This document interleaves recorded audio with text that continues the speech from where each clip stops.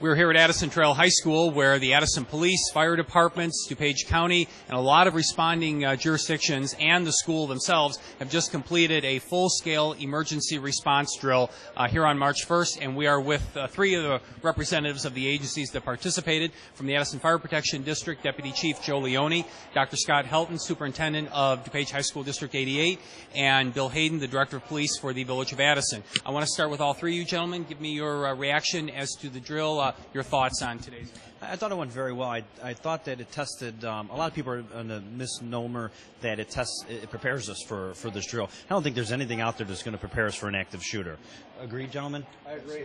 What this does is this allows us to see where our deficiencies are, make us a little bit better, clean up those deficiencies, and in fact that will prepare us for the next time we do that. I thought it went very well from the fire side.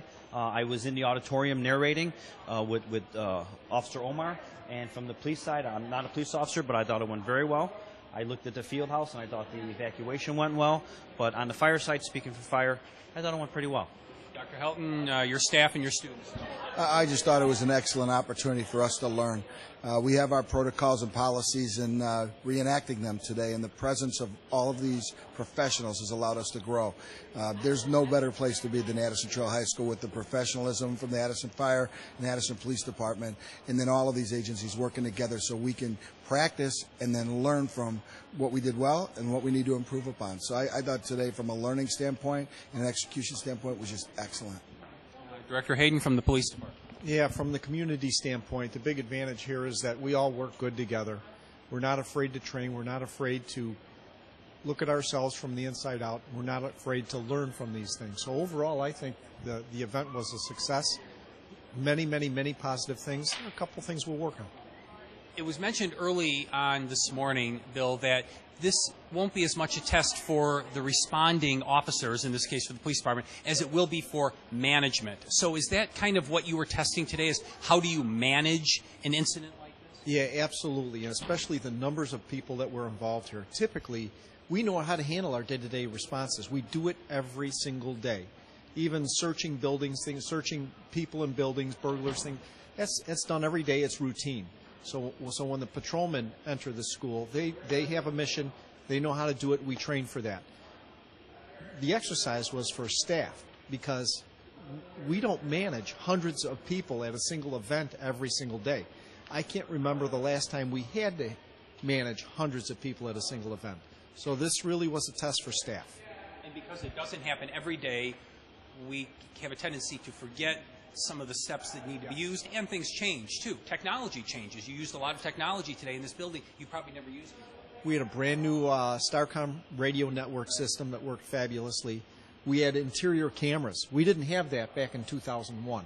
No cameras at all. So we were able to use all this technology to our best advantage now.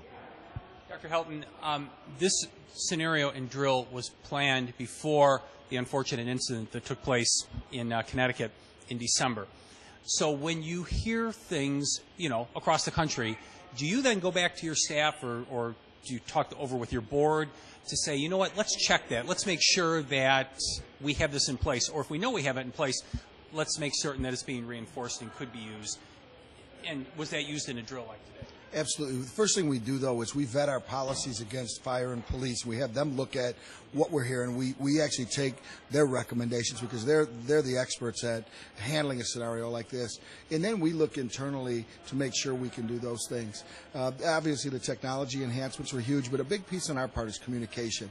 Right out of the box, are we communicating with District 4 so they know? Today they went for a practice drill. They went on a lockdown because we were in this. And we had communicated within the first 15 minutes of this drill to District 4, 45, 48, and everybody that we can touch in the community that communicates with us, because that's important too for us. But I think looking at our protocols and measuring them against what our professionals in our community and police and fire say are the appropriate ways, and then drilling that way. So it's a very collaborative effort. And this wouldn't, of course, been an effective drill scenario if you didn't have the students. Why don't you say something about the students and your staff? Yeah, today's an off day for our students. We had over 150 students in this building acting as, students in a classroom, acting as students who were hurt in a situation like this. Our staff members had an opportunity to go to County Institute training sessions or go to district office to do work, and we probably had about 35% of the staff members in here because, again, this gets them used to something. Even some of the students made comments later that this thing takes more time than you think. When you're in a lockdown situation with students in a classroom, it goes a lot slower than you think. And how do you manage those situations? So I think anytime we can practice to make our place safer for our students and staff members, we need to do that. And I appreciate all of them, chipping in for this. Joe, from the fire department and the paramedics, particularly, you had a lot of people that were transported in a scenario. You used a couple of area hospitals. That's a lot of logistics that needs to be coordinated. I suppose when you have a single event of a day, you know how that happens, but you had to transport 35 people.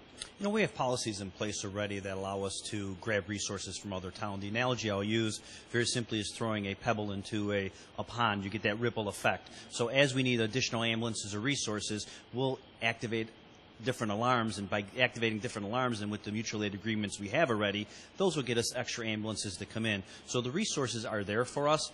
The plan is in place. It's adapting that plan to each specific situation we're going to fall into. What's the message that we should give out to the community? I mean, they weren't here today to see this, but we're reporting back and we're saying, this is taking place. All of our systems are in place. All of the different agencies, the mutual aid that was used today, school safety evacuation. Is there one message any of you would like to at least be able to impart to the community that you can pick? Sure. We pray to God that this never happens, but we prepare for the worst. And we also know that law enforcement, we can't be there immediately. There may be times when the students and the teachers and the staff may have to react they will have to react to the situation before we get there. So I hope that this just prepared everyone to respond to a catastrophic event like that, and we just hope and pray it never happens. And Dr. Helton, when the kids come in on Monday, I think you and your staff will be even more assured that you've got a safe school. That's an excellent point. We are very confident in our ability to respond to situations like this, and we know that we're in great hands between the Addison Police and Addison Fire. In the training we do, we know that while we don't want something like this to happen, if it does, we've got some trained professionals in our community who are trained to respond to this. Well, this was a full-scale emergency drill. These don't happen very often, so it was a lot of people. Some 500 people participated in this drill in various positions today here at Addison Trail High School, and we've heard from representatives of 3 of the agencies that participated today, from the Addison Police Department Director Bill Hayden, Dr. Scott Helton from DuPage High School District 88, and from the Addison Fire Protection District Deputy Chief Joe Leone. Gentlemen, thank you very much, and good job on today's drill. Thank you. Thank you very much. Good job. Okay. Thank you.